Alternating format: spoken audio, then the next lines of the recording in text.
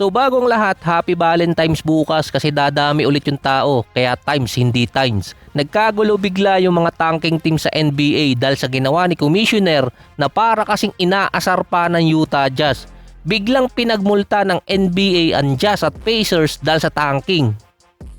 Akala ko pa naman lusot na yung Utah Jazz, pero after din kasi ng report na si Jaren Jackson out na sa season dahil dadaan ng surgery sa tuhod. Nakalaro pa siya noong mga nakaraang games. Parang tiniming din na ginawa nilang alisin ito si Jaren Jackson Jr. Bigla ding hindi pinalaro si Lauri Markkanen dahil di umano sa injury management.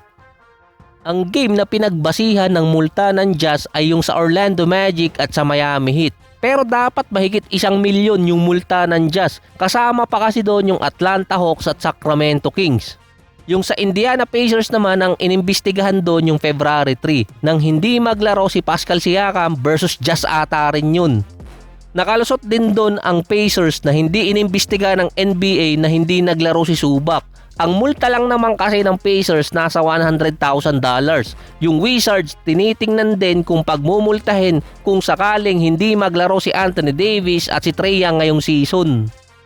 Nagreklamo pa yung team owner ng Jazz. Papaano sila magtatank versus Miami ay tinalo nga nila yun. Kasi valid naman di umanong iupo si Markkanen at si Jaren Jackson dahil katulad lang din ang ginagawa ng Nuggets last season. Multiple games iuupo si Jokic kapag last quarter na dahil naka triple-double at panalo na.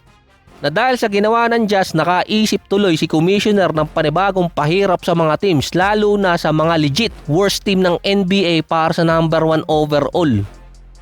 Prior kasi ng 2019 nang binago ng NBA na mula 25% ang makukuha sa lottery ng worst team, ginawa nilang 14% sa 3 worst team.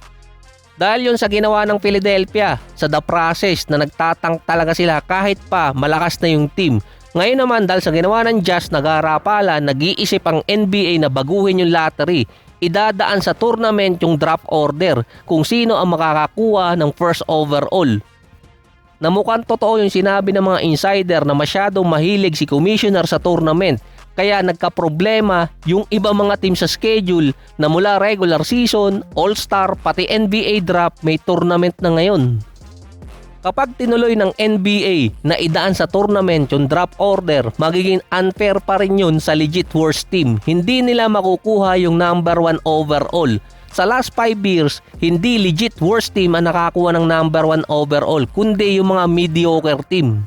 Lalong mawawala ng chance ang mga teams na magpalakas ng lineup kung ibabase sa 14 teams na nasa lottery ngayon after nga ng first half ng season. Mukhang ang legit worst team talaga ngayon yung Sacramento. 14 straight na talo na sila at 18 years ago pa nagsisimula yun. Kung i-implement ngayong season ang draft lottery tournament, yung mga teams gaya ng Portland, Clippers, Hornets kasama na ang Hawks magkaka-chance makuha ang number 3 pick, lalo na yung Clippers. Kaso nga lang hindi mapupunta sa kanila yung draft pick, sa OKC pa. Isa pa doon yung loophole dahil kagaya ng Thunder, San Antonio at yung Brooklyn, meron sila mga draft picks na nakuha sa ibang teams. Yung OKC ang isa sa best team at pwede nila makuha yung first rounder ng ibang team or kaya isang worst team. Sila ba yung lalaban sa tournament para makuha yung first rounder? Ang pwede pa kasing gawin ng mga teams, magpababa sila ng number 9 or number 10 tapos dadaan ng play-ins na pwede pa silang pumasok ng playoffs. Dahil ang pinagbabasihan naman ng lottery, hindi yung mismong standing sa playoffs, lalo na yung mga dumaan sa play-in tournament, kundi yung win-loss record pa rin naman.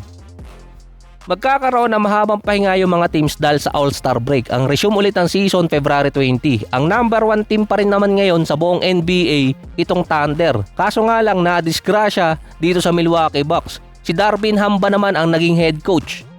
Nasa 4 games pa rin ang lamang ng Thunder kontra dito sa San Antonio. Samantalang ang Portland tinalo yung Jazz kaya umangat sila sa number 9 at nasa 2 games away kontra sa number 8 sa Golden State. Ang Lakers nakakuha ng much needed win versus sa Dallas Mavericks. Kaya pala napasayaw agad si LeBron nung pregame, labas dila pa. Triple-double pa si LeBron. Wala pang luka pero pogi pa rin siya, naka-jacket pa at hot. Kapag nagtuloy ulit ang regular season, ang may pinakamahirap na schedule ay Denver Nuggets. Susunod ang Thunder at Minnesota. Based to sa standing ng mga teams na makakalaban nila. 3 beses pa kasi makakalaban ng Nuggets ang Thunder at San Antonio. Ang may pinakamadaling schedule naman so far, Portland, Clippers, Hawks, Rockets at Cavaliers dahil mostly mga lottery team ang makakalaban nila until April. Kaya yung mga balak magtank, makakalasot pa sila doon dahil ang makakalaban nila yung mga contender pa para sa playoffs, lalo na yung gaya ng Clippers at yung Portland.